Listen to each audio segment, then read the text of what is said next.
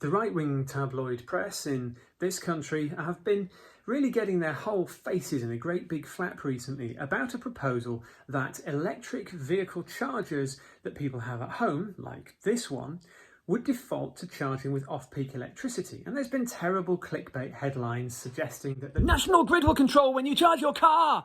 What they're saying is that the units will default to off-peak with a timer. Makes perfect sense.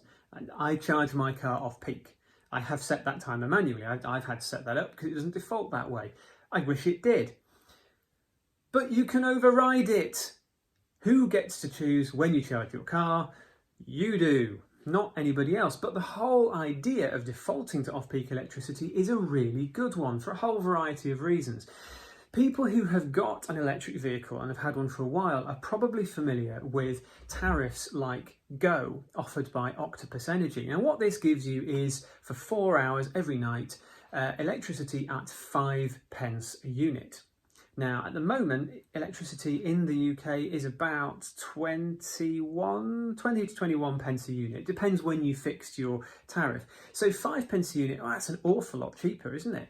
And that's really cheap motoring if you can charge your car up at 5p a unit. So people who are savvy and clued up to this, well, they want the smart meter. They want to charge off peak. Now, the other thing that comes alongside this is the idea that once everybody's got an electric car and they're all plugging them in all at once, suddenly there'll be rolling blackouts. Nothing will cope. And that's the reason they've got to make this change for off peak, because otherwise it's all going to explode and we'll have to just go and live in a cave.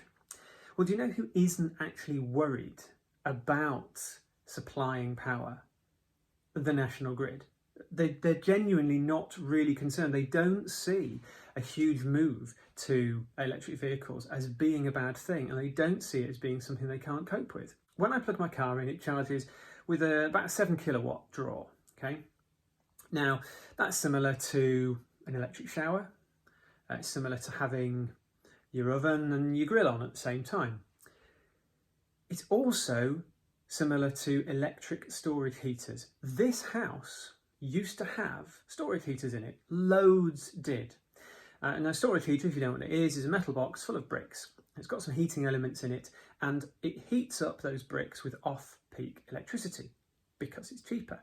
And then through the day, it releases that heat. And the idea is it keeps the house kind of at a nice even temperature, but it does it by using off-peak electricity. So this idea is not new. There is nothing new about saying when we have high demand domestic appliances, if we can shift that to off-peak, that is better for everybody. We can make it cheaper. It's just a no-brainer. It just do that. Now, the interesting thing for me is that in an older house like this that has actually quite old electricity infrastructure feeding it, because it was all set up with the idea that the house was heated electrically, there is plenty of capacity. We can cope with it. So adding an EV is no problem at all. The guys who came and changed the fuse, because someone suggested that might be a good idea, they actually said, yeah, it's no problem at all. Yeah, I know these wires look all spindly and a bit naff, but to be completely honest, they're fine. The house used to be heated electrically, the car's no different.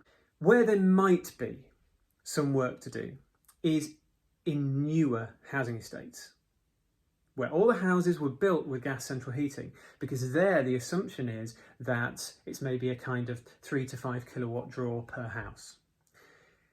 So there might be some work for the district network operators to do, which for me is Northern Power Grid. It varies across the country. So it's not quite true to say it's fine, everyone can get an electric car, we can all plug them in at once, it will all be fine. That's not entirely fair. There will be some work to do. But two things I would say in answer to that is, first of all, we're not all going to get an electric car tomorrow. This is a process. It's going to take some time. The demand will be nice and predictable. It will be relatively straightforward for the electricity companies to cope with this because they'll be able to plan for it.